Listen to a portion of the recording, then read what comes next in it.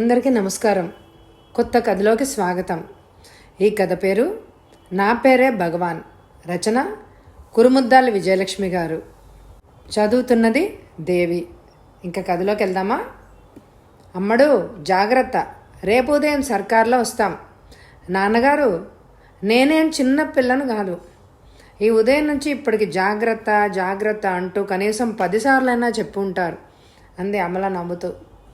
అమల తెలివికి మురిసిపోతూ, చూచావుటే రాజేశ్వరి, అమ్మడంటే అల్లా టప్పా కాదు అని పక్కుమని నవ్వారు పరంధామయ్య గారు.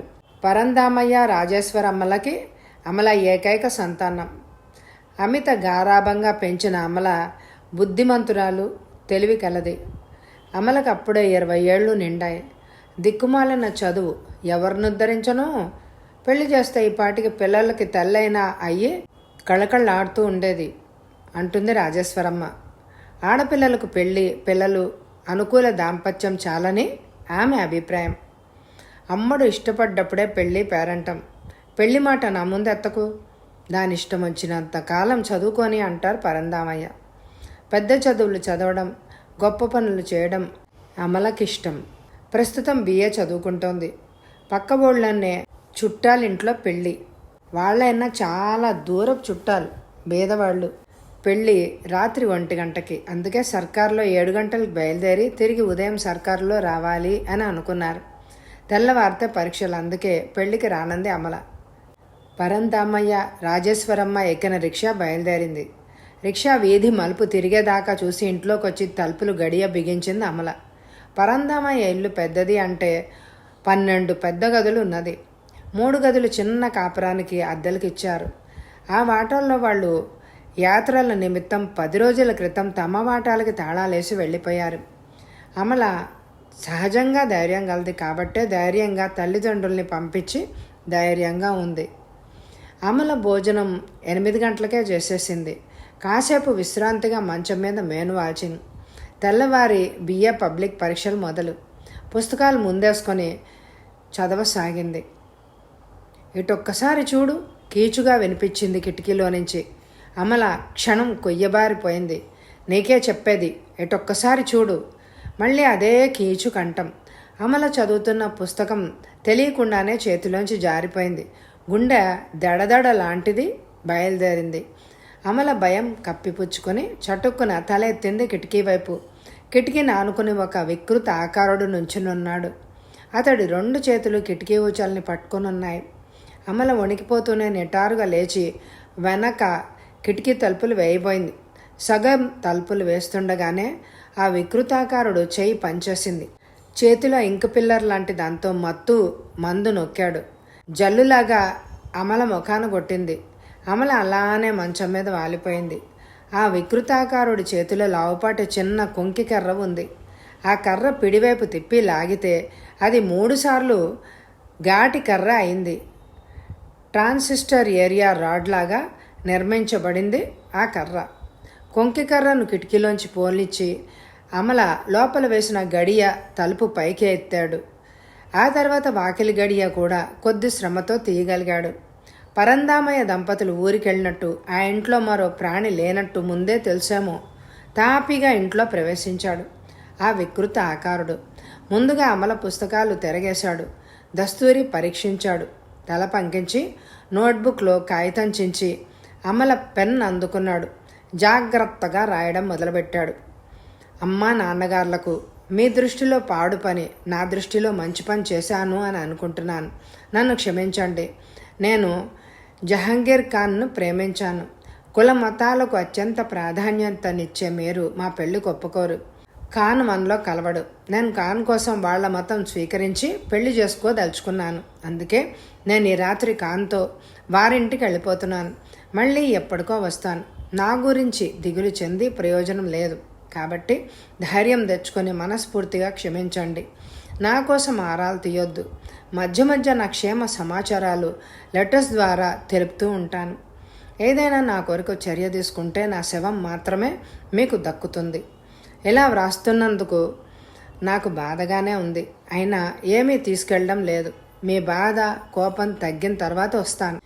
మీ అమ్మడిని క్షమించండి, అంతే నేను కోరేది. మీ అమల అమ్మడు. వికృతంగా ఉన్నాడు. తను రాసింది 1కి 2 సార్లు చదువుకున్నాడు. అమల రైటింగు తను రాసింది ఒకేలా ఉండడంతో రాసిన కాగితాన్ని టేబుల్ మీద పెట్టి అది ఎగిరిపోకుండా పేపర్ వెయిట్ పెట్టాడు. కిటికీ తలుపులు మూసేశాడు. Table light ఆర్పేశాడు. అమలను చేతుల మీద ఎత్తుకొని బయటకొచ్చాడు. యథావిధిగా అన్ని తలుపులు మూసేసి వాకిలి తలుపులకి చిన్న తాళం వేశాడు. ఇంటికి కొద్ది దూరంలో ఆపిన తన కారు వద్దకు అమలను ఎత్తుకొని వచ్చాడు. కారు డోర్ తెరిచి వెనక సీట్లో పడుకోబెట్టాడు అమలను. తనెళ్ళి డ్రైవింగ్ సీట్లో కూర్చున్నాడు. శరవేగంతో కారు ముందుకు దూసుకుపోయింది. ఎవరు నీవు? నన్నెందుకు తీసుకొచ్చావు? అమల కోపంగా అడిగింది ఆ వికృత ఆకారుణ్ణి. నేనెందుకు తీసుకొచ్చింది చెప్తాను. నా పేరు భగవాన్. నేను చెప్పింది జాగ్రత్తగా విని ఆచరిస్తే నీకు మేలు కలుగుతుంది. కాదంటే నీ తల్లిదండ్రులను కట్టి తీసుకువచ్చి వారి ముందు నిన్ను 10 మంది రేప్ చేసేటట్టు చేస్తాను. అది చూసి నీకన్నా ముందే వాళ్ళు గుండాగి చస్తారు. ఆ తర్వాత నీ కళ్ళ ముందే మీ అమ్మా నాన్నని చిన్న చిన్న ముక్కలుగా నరికి ఆపండి. నేనేం అపకారం చేశాను? నువ్వు కానీ మీ వాళ్ళు కానీ నాకే అపకారం చేయలేదు. నాకు పని నీ వల్ల కావాల్సి ఉంది. మంచిగా చెప్తే నీ వినవు. నా ప్లాన్ సక్సెస్ కావాలంటే తప్పదు నీ ఎడల కఠిన చర్య తీసుకోవడం అంటూనే భగవాన్ చప్పట్లు చరిచాడు. పక్క గదిలోంచి 10 మంది వస్తాదుల్లాంటి యువకులు వచ్చారు. వీళ్ళను ఒకసారి పరీక్షగా చూడు అన్నాడు భగవాన్. అమల భగవాన్ చెప్పకముందే వాళ్ళని చూసింది. మీరెళ్ళవచ్చు భగవాన్ అనగానే వస్తాదులు వెళ్ళిపోయారు గది విడిచి. వీళ్ళు రేప్ చేయడంలో ప్రవీణులు భగవాన్ అన్నాడు అదేదో సాధారణమైన విషయం చెప్తున్నట్టు. అమల ముఖం చిట్లించి మౌనం వహించింది. నేను చెప్పిన పని చేస్తావా అమల? అమల ఉలిక్కిపడింది. నా పేరు మీకెలా తెలుసు? బాగుంది. అవసరార్థం నేను తీసుకొచ్చినప్పుడు అన్ని వివరాలు తెలుసుకోకుండా ఉంటానా? మీ అమ్మా నాన్నకు నీవు ఏకైక సంతానం. అందం ఒకటే కాదు, తెలివితేటల్లో కూడా నీవే ఫస్ట్. బిఏ చదువుతున్నావు. ముఖ్యమైన వివరాలు ఇవి చాలుగా. మరి నా మాట వింటే నీకు ఏ అపకారము జరగదు. మా పని అయిపోయిన తర్వాత నీ వెళ్ళిపోవచ్చు. ఏం పని? ఎన్నాళ్ళు పడుతుంది? ఏం పనో చెప్తాను. ఎన్నాళ్ళు పడుతుంది అన్నది ఖచ్చితంగా చెప్పలేం.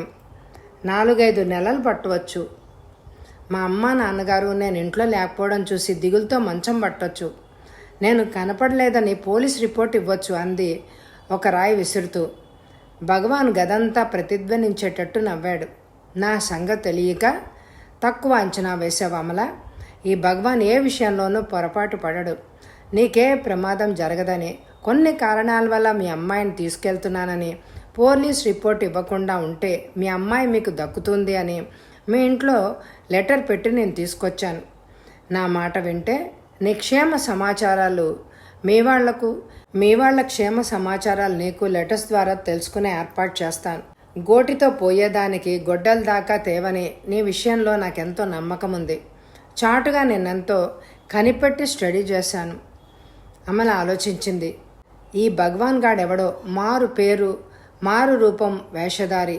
తన అవసరం చాలా ఉంది వీడికి. కానీ మొండికేస్తే తన మాన ప్రాణాలే కాదు, తన తల్లిదండ్రుల ప్రాణాలు కూడా నానా హింసలు పెట్టొచ్చు.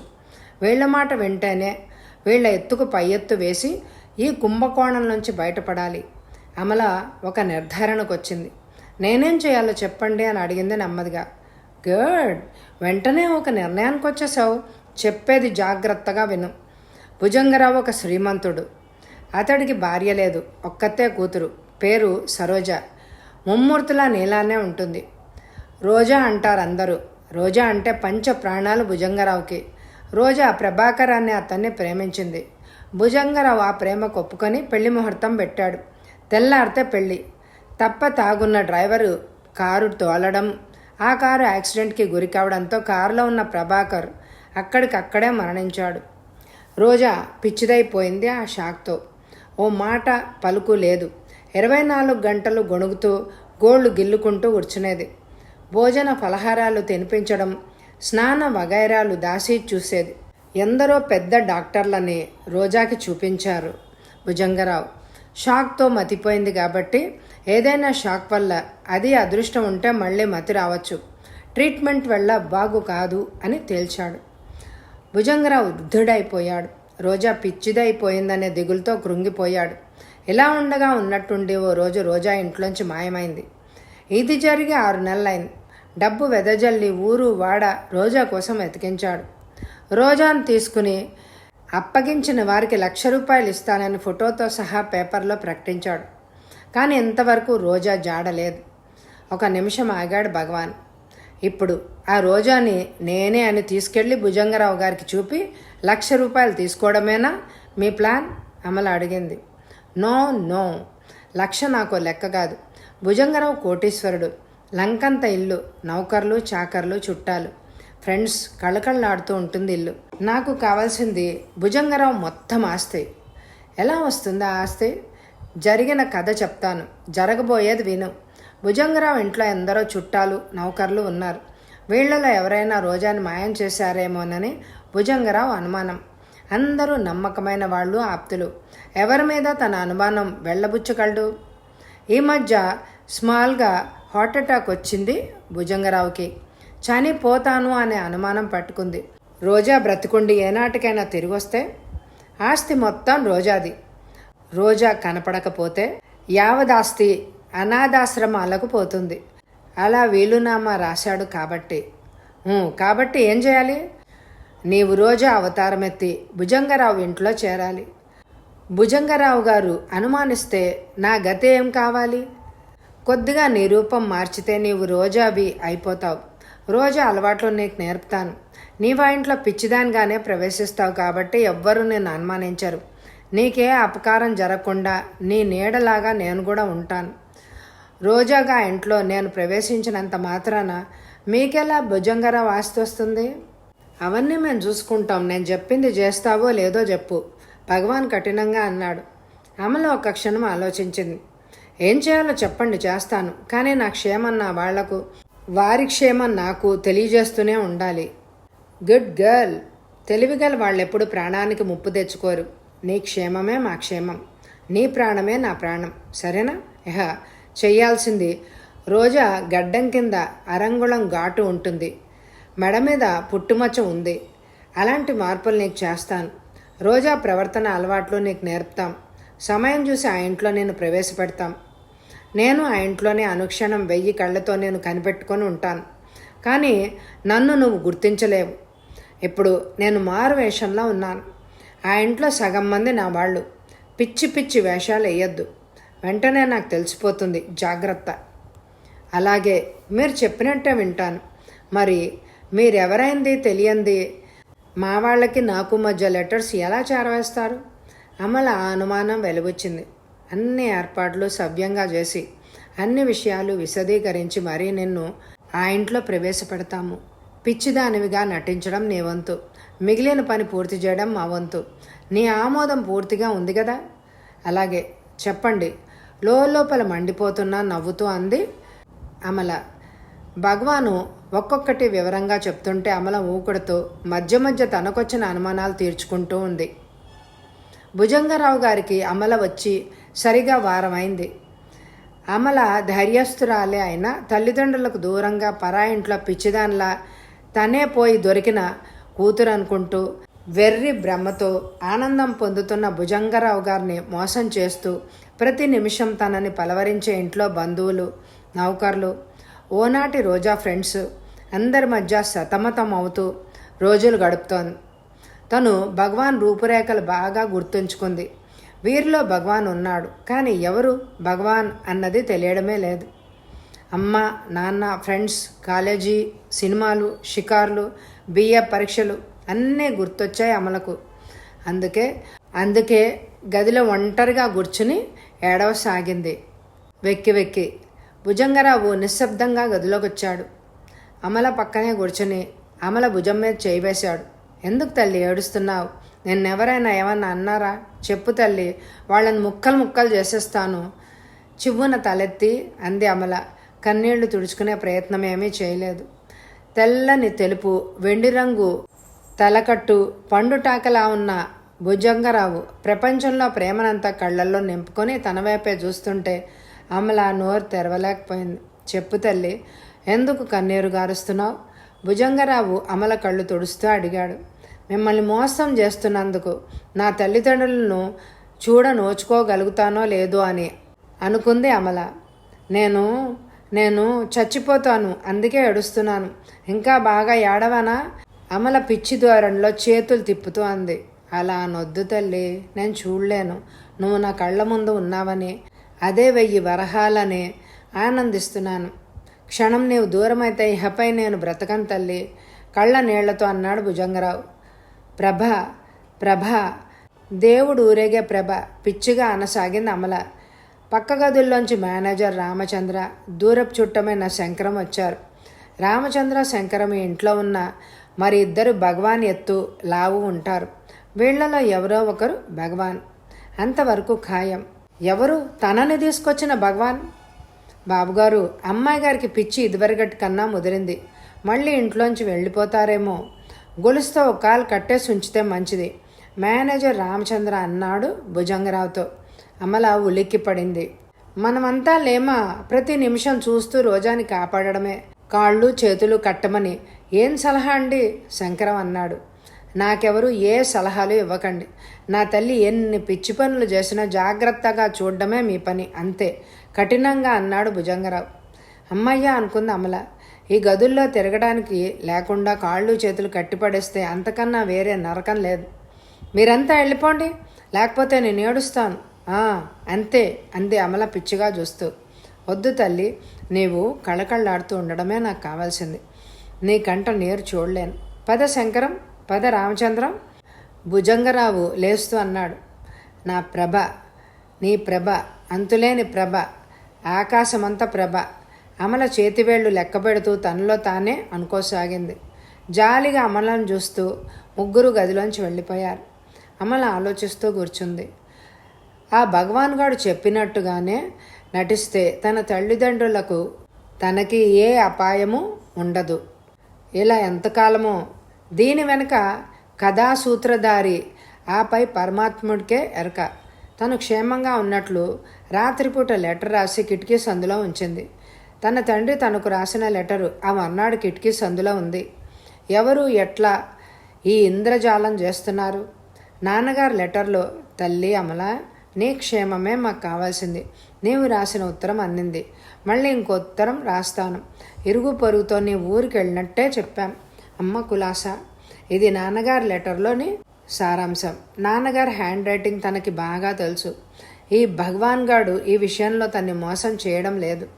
భగవాన్ చెప్పిన ప్రకారం ఆ రోజు తను చినిగి పీలికలైన చీర కట్టుకుని రోడ్డు పక్కగా కూర్చుంది. కూరలు తెస్తున్న నౌకరు తన్ని చూసి భుజంగరావు కూతురు సరోజగా గుర్తించాడు. తను పిచ్చిదానిలాగా రాను రాను అంటున్నా బలవంతాన రిక్షా ఎక్కించి ఈ ఇంటికి తీసుకొచ్చాడు. నౌకర్ కంట తను పడేటట్టు ప్లాన్ పన్ని భగవాన్ చేశాడా, లేక నౌకరు కూడా ఈ విషవైలయం వాడా?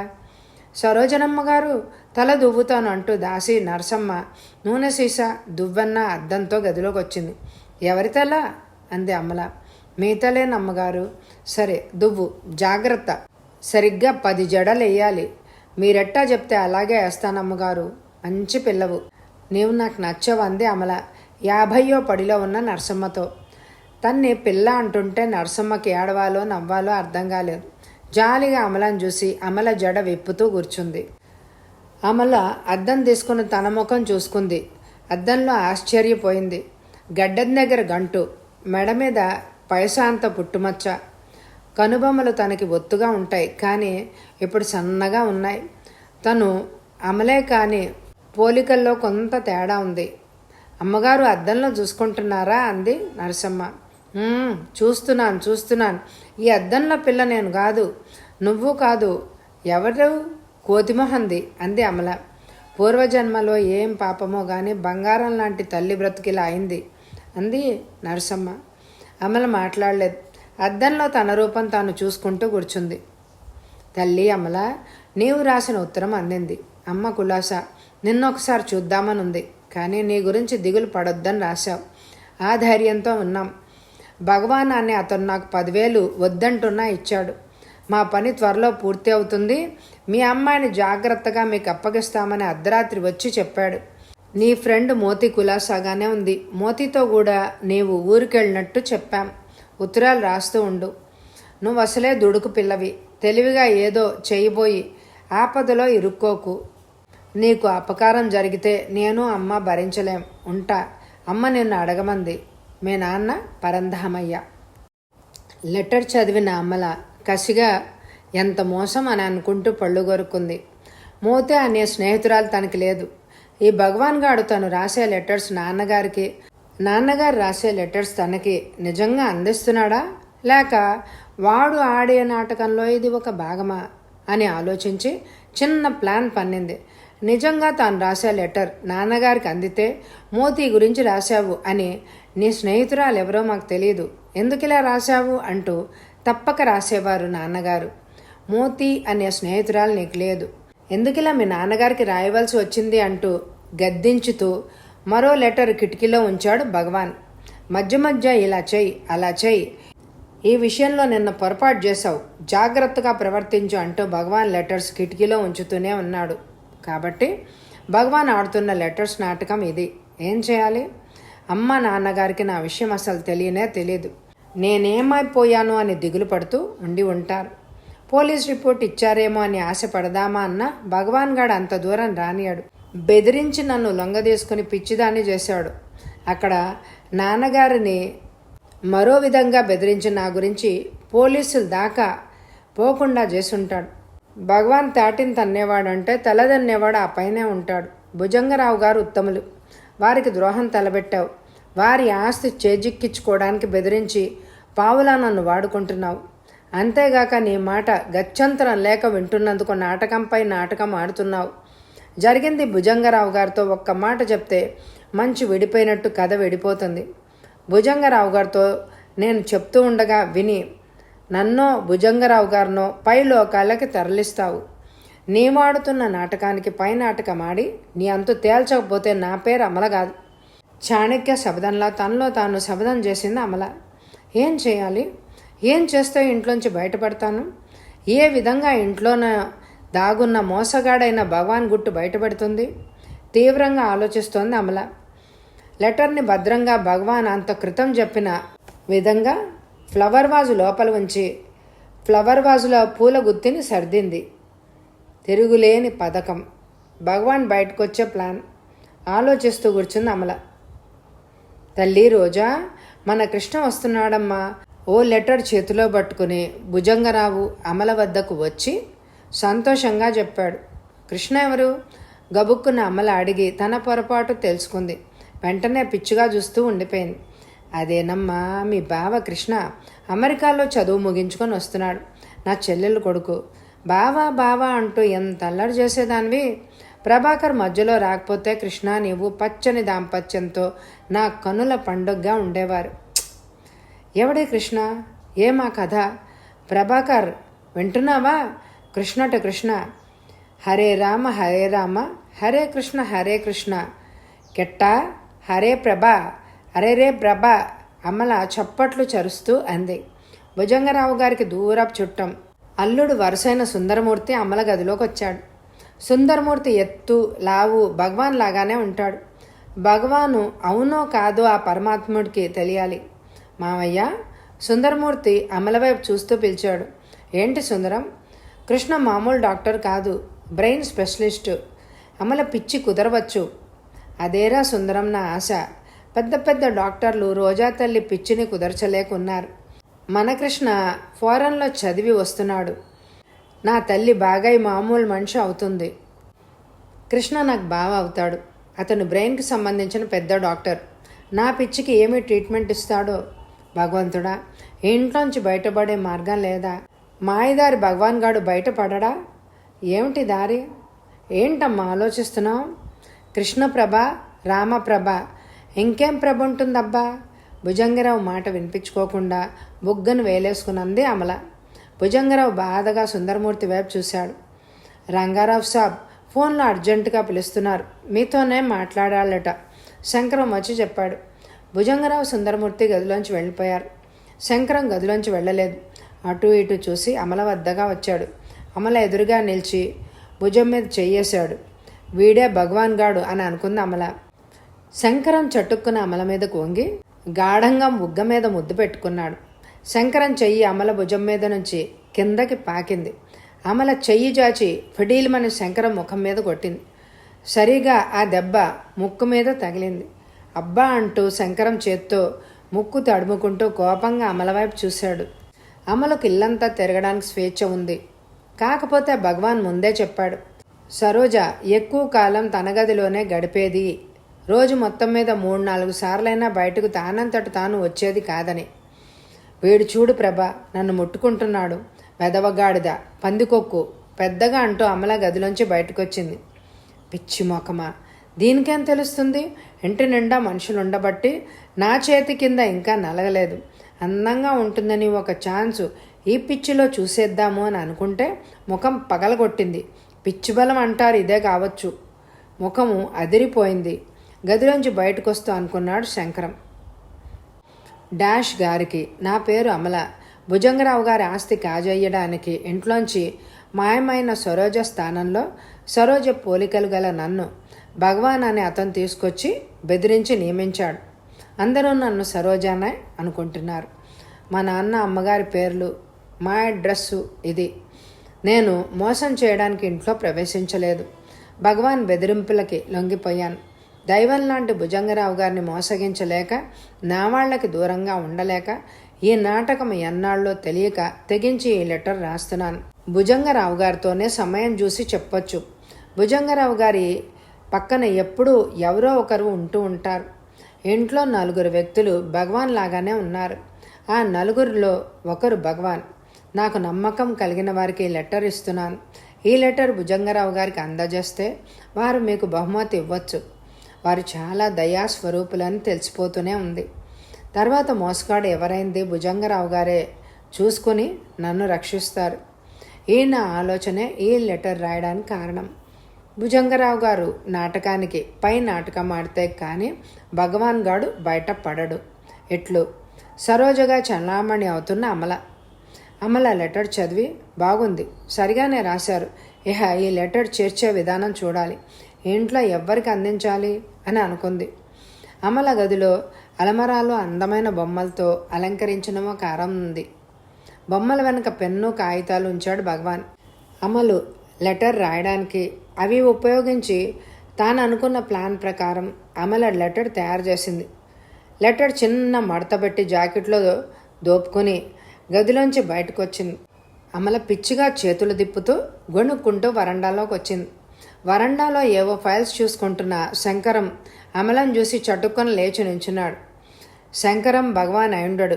ఎందుకంటే తనను తీసుకొచ్చిన భగవాన్ 10 మంది చేత రేప్ చేయిస్తానని బెదిరించాడు, కానీ తన శరీరం మీద చేయి వేయలేదు. అయినా శంకరంకి లెటర్ ఇవ్వకూడదు. తను సరోజ అయినా అమల అయినా తన రూపం మీద అమితమైన మోజు. ఎప్పుడు చూసినా శంకరం కళ్ళు తనని కాంక్షతో కామంతో చూస్తాయి. నాకు లంగకపోయావా, భగవాన్తో చేతులు గలుపుతానంటే మొదటికే మోసం వస్తుంది. ఈ శంకరం తన పనికి ఏ విధంగా పనికిరాడు. అమల కళ్ళు అర్పకుండా శంకరాన్ని చూస్తూ అనుకుంది, బాబాయ్ ఈ పిచ్చిదానికి మొన్న జరిగింది ఇంకా గుర్తుండాలే ఉంది.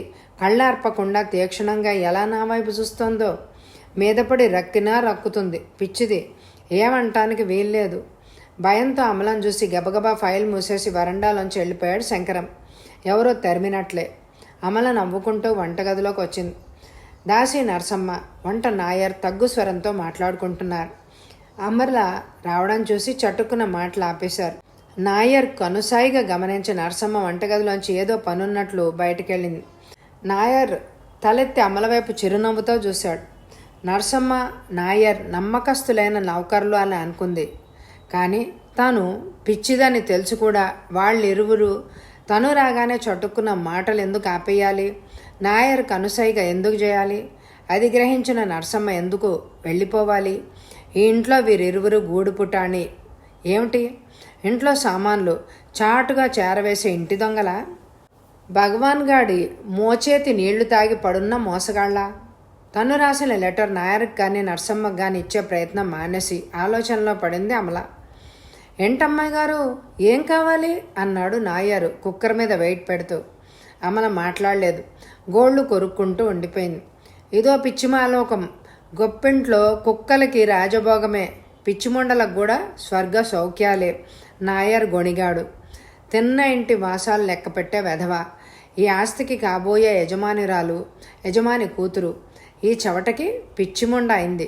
లక్షాధికారి కూతురుగా పుట్టి కూడా ఏమి సౌఖ్యం అనుభవించావు సరోజ అని అనుకుంది అమల. ప్రభాకర్ గారు వచ్చారా? కనుగుడ్లు మెటకరించి అడిగింది అమల. వచ్చారు.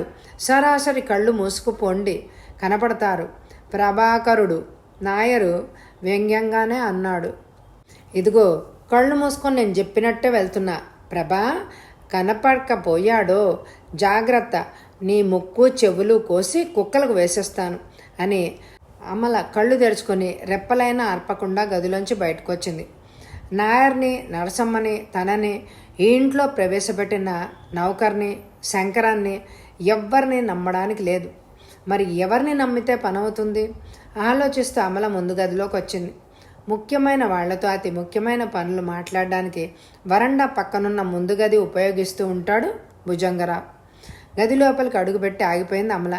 గెరుక్కున వెనక్కి తిరిగి పోదాము అని అనుకుంది. కానీ ఆ ప్రయత్నం విరమించి అక్కడే నుంచింది. రోజా తల్లి రామ్మ, ఇంతకుముందే మన కృష్ణ వచ్చాడు. నీ బావమ్మ. భుజంగరావు సోఫాలోంచి లేచి అమల వద్దకు వస్తూ అన్నాడు. రోజీ అన్నాడు కృష్ణ సోఫాలోంచి లేచి నుంచుని. అమల పిచ్చివాలకంతో కృష్ణని యగాదిగా చూస్తూ నుంచుంది. సీమ దొరలా ఉన్నాడు కృష్ణ.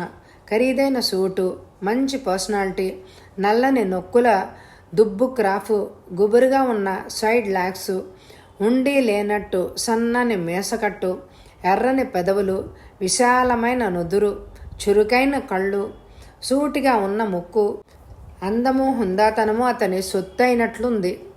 సరోజ ఈ కృష్ణను కాదని ప్రభాకర్ని ప్రేమించింది అంటే కృష్ణ కన్నా ప్రభాకర్ అందమైనవాడా? అమల ఆలోచిస్తోంది. దా తల్లి అని అమల చేయిపుచ్చుకొని సోఫా వద్దకు తీసుకెళ్లాడు భుజంగరావు. ముగ్గురు సోఫాలో కూర్చున్నారు. రోజా, నన్ను గుర్తుపట్టావా?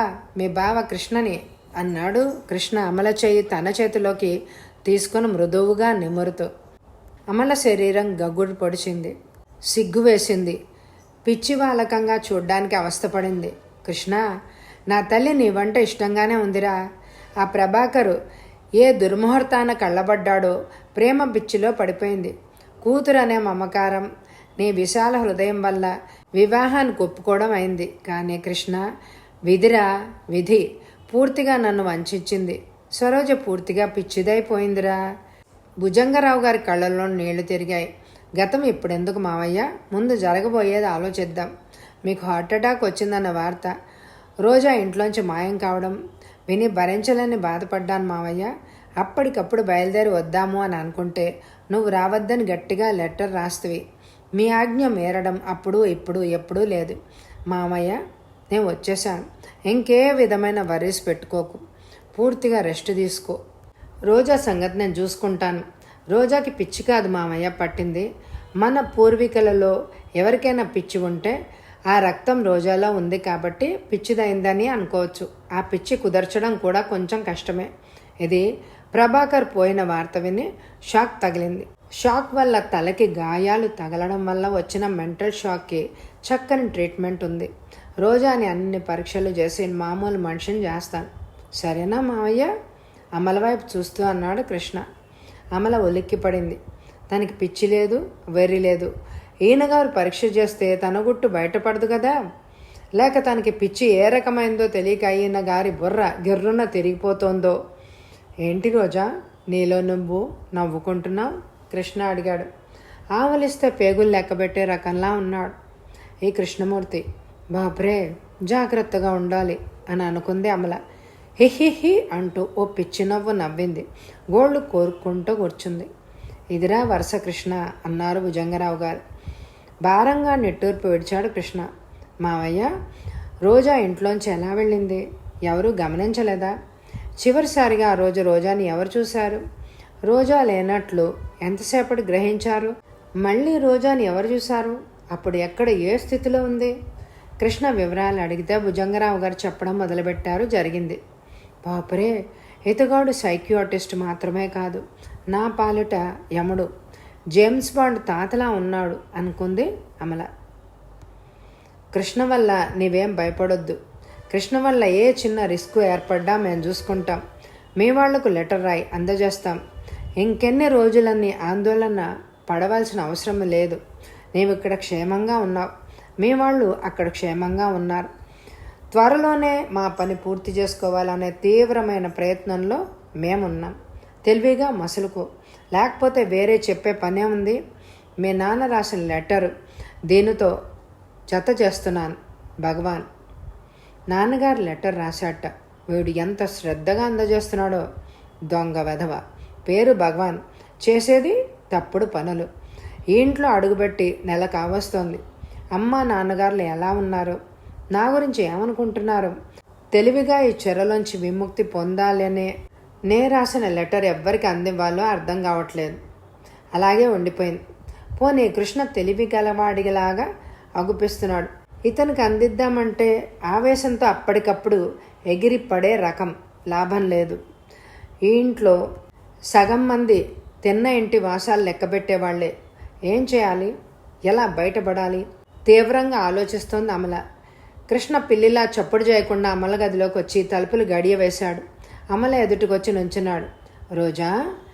కృష్ణ పిలిచాడు తగ్గు స్వరంతో. అమల ఉలిక్కిపడి అంది. కృష్ణ నవ్వాడు. నిప్పులు కక్కుతూ అమల కళ్ళలోకి చూసి నవ్వాడు. అమల రవ్వంత భయంతో కృష్ణ వైపు చూసి నలువైపులా చూసింది. తలుపులు గడియ పెట్టినట్టు, కావాలనే కృష్ణ వద్దకు వచ్చినట్టు గ్రహించింది. ఓ అడుగు వెనక్కి వేసింది. శంకర్లా పిచ్చి పని చేయడానికి కృష్ణ రాలేదు కదా. ఎవరు నువ్వు? అమల వైపు తీవ్రంగా చూస్తూ అడిగాడు కృష్ణ. అమల మౌనం వహించింది. గుండె టకటకా కొట్టుకుంది. పిచ్చిగా కృష్ణ వైపు చూసింది. నిన్నే అడిగేది. సరోజ్, ఏమైంది? నీ పేరేంటి? ప్రభా, హరహర ప్రభా అంది తెలివి తెచ్చుకున్న అమల. నోరు మొయ్యి. ప్రభట ప్రభ. నేను ఇక్కడికి వచ్చిన 3వ రోజునే గ్రహించాను నీవు రోజావి కాదని. పరీక్ష చేయడంతో నీ బ్రెయిన్ నిక్షేపంగా ఉందని, నీకలాంటి పిచ్చి లేదని తెలిసిపోయింది. మావయ్యకి చెప్తే మళ్ళీ హార్ట్అటాక్ వస్తుందని నోరు మెదపలేదు. రోజాకి తగ్గిపోయిందని అబద్ధం ఆడాను. ఎవరు నువ్వు? ఎందుకు రోజా స్థానంలో ఉండి నాటకం ఆడుతున్నావు? అమల మాట్లాడలేదు. కృష్ణ చెయ్యెత్తి చెళ్ళున అమల చెంపపై కొట్టాడు, బలమంతా ఉపయోగించి. అమలకి ప్రాణం పోయి తిరిగొచ్చింది. కళ్ళల్లో గిర్రున నీళ్లు తిరిగాయి. అబ్బా అంది చెంప చేత్తో తడుముకుంటూ. అబ్బా కాదు, 4 వడ్డిచ్చానంటే నీ అబ్బా ఏ లోకంలో ఉన్నా తిరిగి వస్తాడు. చెప్పు, ఎవరు నువ్వు? నేను సరోజనే. మీరు పొరపడుతున్నారంతే. ఓహో, నీకు పిచ్చి ఉంది లేనిది, ఈ మాటే చాలు తెలిసిపోతుంది అంటాడు. సరోజన కాదంటే కథంతా చెప్పాలి. ఆస్తి కోసం తెగించి భగవాను అరక్షణంలో ప్రాణం తీసేస్తాడు. వాడికి 1000 కళ్ళు, 1600 చెవులు ఉన్నాయి. ప్రస్తుతానికి మౌనం వహించడమే శ్రేయస్కరం.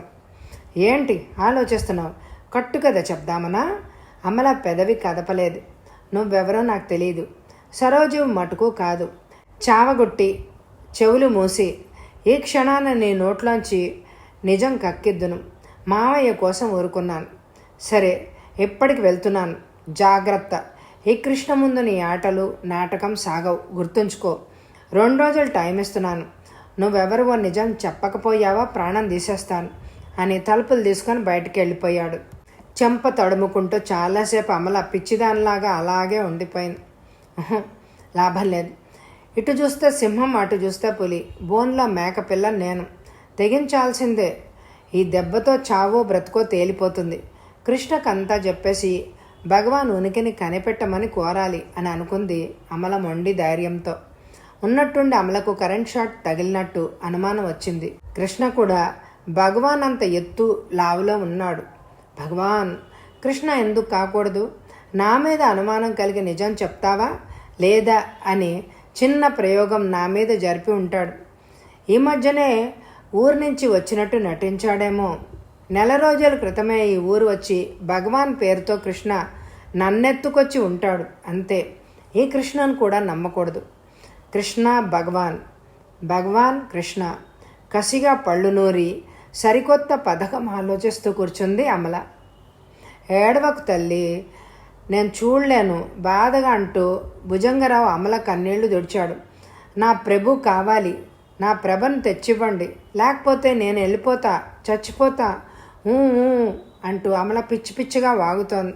భుజంగరావు ఒడిలో తలదరుచుకుని వెక్కి వెక్కి అడుస్తోంది. భుజంగరావు ఊరుకో తల్లి ఊరుకో అంటున్న కొద్దీ అంతకంతకు పిచ్చిగా వాగడం ఏడవడం ఎక్కువైంది అమలకు. సుందరమూర్తి, శంకరం, నాయర్ ఏం చేయాలో తెలియక అయోమయంగా ఎక్కడ వాళ్ళక్కడ నుంచెండిపోయారు. కృష్ణ లాన్లో పేపర్ చదువుతూ కూర్చున్నాడు. పిలుచుకురారా శంకరం అన్నాడు భుజంగరావు. శంకరం పరుగున వెళ్ళాడు.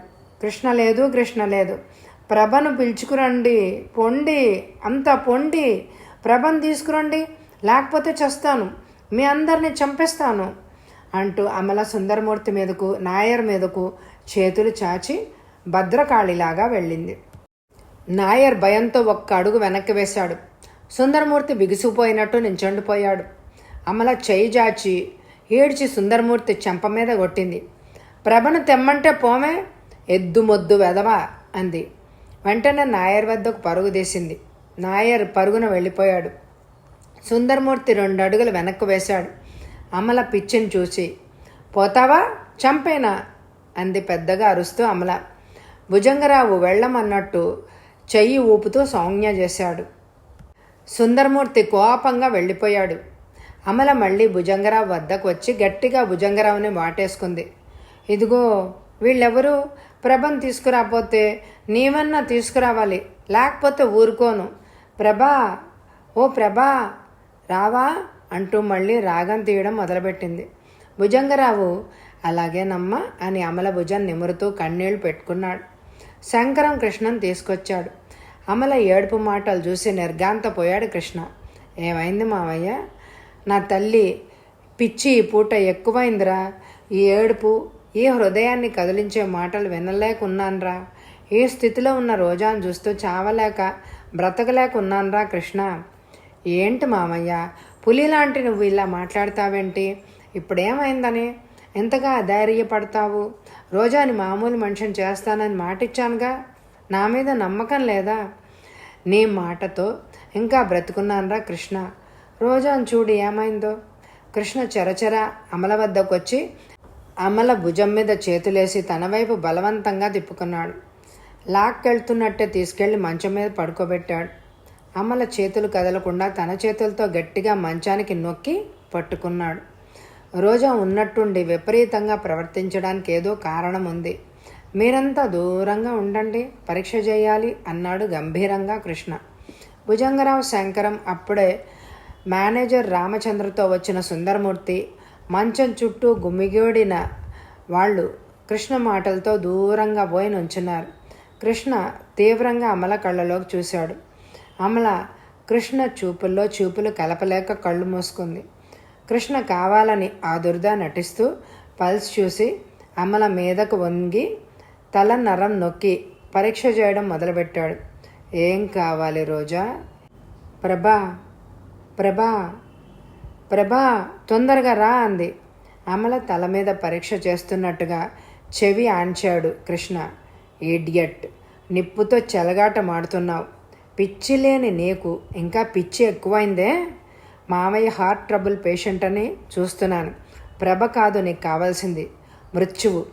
పిచ్చి పనులు చేసి మామయ్య మనసు క్షోభ పెట్టకు. మరొకసారి ఇలా చేశావంటే సరాసరి యమ పురికి పంపేస్తాను, జాగ్రత్త. అతి నెమ్మదిగా అమలకు మాత్రమే వినిపించేటట్టు అన్నాడు కృష్ణ. ముందు నన్ను పంపు, నే వెళ్ళి నీకు అక్కడ సీటు రిజర్వ్ చేస్తాను, గొణిగింది అమల. కృష్ణ కోపంగా అమల జబ్బ మీద గిల్లాడు. రక్తం వచ్చేటట్టు కెవ్వుమని అరిచింది అమల. ఏమైంది, ఏమైంది? గాబరా పడుతూ మంచం వద్దకు వచ్చాడు భుజంగరావు. ఏం కాలేదు మావయ్య, కళ్ళల్లో ప్రభాకర్ వచ్చి ఉంటాడు. విపరీతంగా తల్లో నరాలు చెలిస్తున్నాయి, అందువల్ల ఇలా ప్రవర్తిస్తోంది. మావయ్య, రోజా 4 రోజులు అసలు మనిషిగా నీ ముందు నించోబెడతాను అన్నాడు కృష్ణ మంచం మీద నుంచి లేస్తూ. నీ మీద నాకు ఆ నమ్మకం ఉందిరా కృష్ణ అంటూ భుజంగరావు అమల మంచం మీద కూర్చున్నాడు. నాకు సీటు రిజర్వ్ చేస్తుందా? తేలిపోయింది, నా అనుమానం నిజమే అయింది. రోజా కాదు, ఇది మాయలాడి కృష్ణ అనుకున్నాడు. రక్తం వచ్చేట్లు గిల్లుతావా? ఈ పిచ్చి వేషంలో నీ జబ్బలు కండలూడు వచ్చేటట్టు గెల్లకపోతే చూసుకో అని అనుకుంది అమల. అమల వైపు చూస్తూ కూర్చున్నాడు భుజంగరావు. రాత్రి 12 గంటలు దాటింది. అమావాస్య రోజులు కావడం వల్ల బయటంతా చీకటిగా ఉంది. భుజంగరావు ఇంట్లో అందరు నిద్రపోతున్నారు. ఆ ఇంటి మొత్తం మీద అమల ఒక్కతే నిద్ర మేల్కొని ఉంది. అమల చప్పుడు చేయకుండా మంచం దిగింది. ఏం మాత్రం చప్పుడు కాకుండా గదిలోంచి మెల్లగా అడుగులేస్తూ బయటకు వచ్చింది. నలువైపులా ఒకసారి చూసి వరండా దాటి బయటకు వచ్చింది. పరుగులాంటి నడకతో దొడ్డిదోవ గుండా వీధిలోకి వచ్చి రోడ్డెక్కింది. చీకట్లో 2 బలమైన హస్తాలు అమలను బంధించి దొడ్డి పక్కకు లాక్కొచ్చాయి. ఎవరు నన్ను పట్టుకుంది? వదలండి అంది అమల పెనుగులాడుతూ. నా పేరే భగవాన్. ఎక్కడికి వెళ్తున్నావు? నా కళ్ళు గప్పి భగవాన్ కఠినంగా అడిగాడు. ఆరి భగవంతుడా, నీ కళ్ళు కప్పి పారిపోవడం ముందే చెప్పానుగా. నాకు 1000 కళ్ళని, ప్రతి నిమిషం నీ చర్య కనపడుతూనే ఉంటానని. అసలు ఎలా గదిలోంచి బయటకు వచ్చావు? గది తలుపులు బయట వేసి ఉంటాయి కదా. పారిపోవడంలో నీ ఉద్దేశం ఏంటి? నీకే, నువ్వు ఇక్కడ చల్లగున్నావు. నా పని సాలెగూళ్ళలో చిక్కుకున్న ఈగలా ఉంది. శంకరం సమయం కోసం చూస్తున్నాడు. పిచ్చిదాన్ని కదా బలాత్కరించవచ్చని కృష్ణ అనుమానించాడు. నేను ఎవరినో చెప్పకపోతే ప్రాణం తీస్తానని కూర్చున్నాడు. నిద్ర లేచాను. నా గది తలుపులు తీసున్నాయి. పారిపోవడానికి ఇదే సందని బయలుదేరాను. నీ పనికో నమస్కారం. నా దోవని నన్ను పోని. నీ దారిన నిన్ను పోనీయటానికి కాదు ఇక్కడికి తీసుకొచ్చి నిన్నుంచింది. నాతో గట్టిగా చెప్తే కృష్ణని శంకరంగాడిని పై లోకాలకి తరలించేవాడిని. మా వాళ్ళు అంటే క్విక్గా పనిచేయడానికి తయారు. ఆ పని భుజంగరావు గారినే చేస్తే ఆస్తి నా పేరు ఉంటుంది, మీకు వచ్చేది. నేను వెళ్ళిపోయేదాన్ని కదా. కృష్ణ మధ్యలో వస్తాడా అని అనుకోలేదు. లేకపోతే ఈపాటికే భుజంగరావుని అడ్డు తొలగించేవాణ్ణి. ఆస్తి మా పరం అయ్యేది. హార్ట్అటాక్తో ముసలాడు చచ్చాడని అనుకునేవారు. ఇప్పుడైనా మించిపోయిందేమీ లేదు. అమల, నువ్వు యథావిధిగా వెళ్ళి నీ గదిలో పడుకో.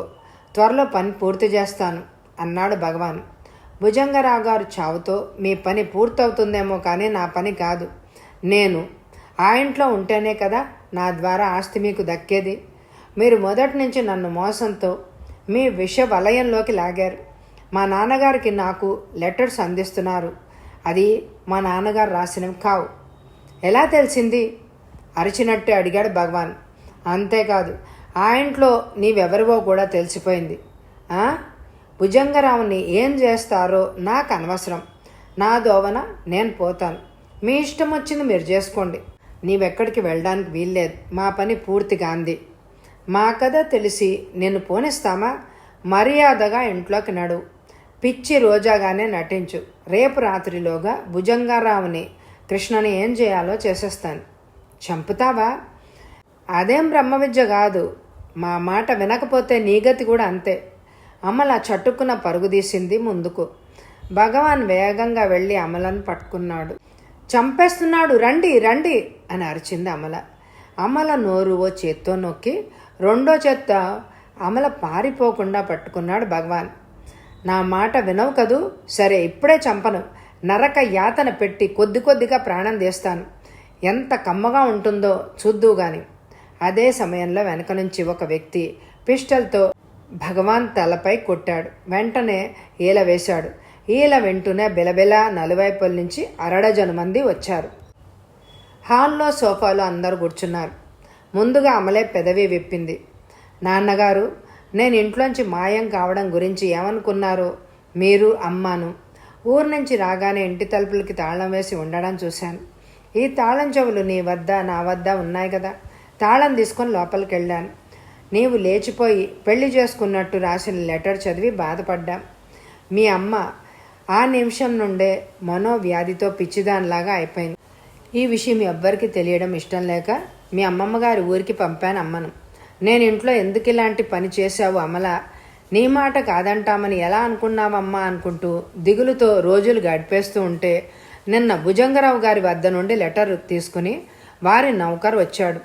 నీవు క్షేమంగా ఉన్నట్టు అమ్మకు టెలిగ్రామ్ ఇచ్చి వచ్చాను అని పరందామయ్య చెప్పాడు. అమల, నీ ధైర్యం, సమయస్ఫూర్తి మెచ్చుకోదగినవి. జరిగింది వివరంగా నీ నోటి నుంచి వినిపించు అన్నాడు భుజంగరావు. అక్షరం పొల్లిపోకుండా జరిగిందంతా చెప్పింది అమల. తర్వాత అంది, ఈ ఇంట్లో ఎవరిని నమ్మాలో తెలియలేదు. తెగించాను.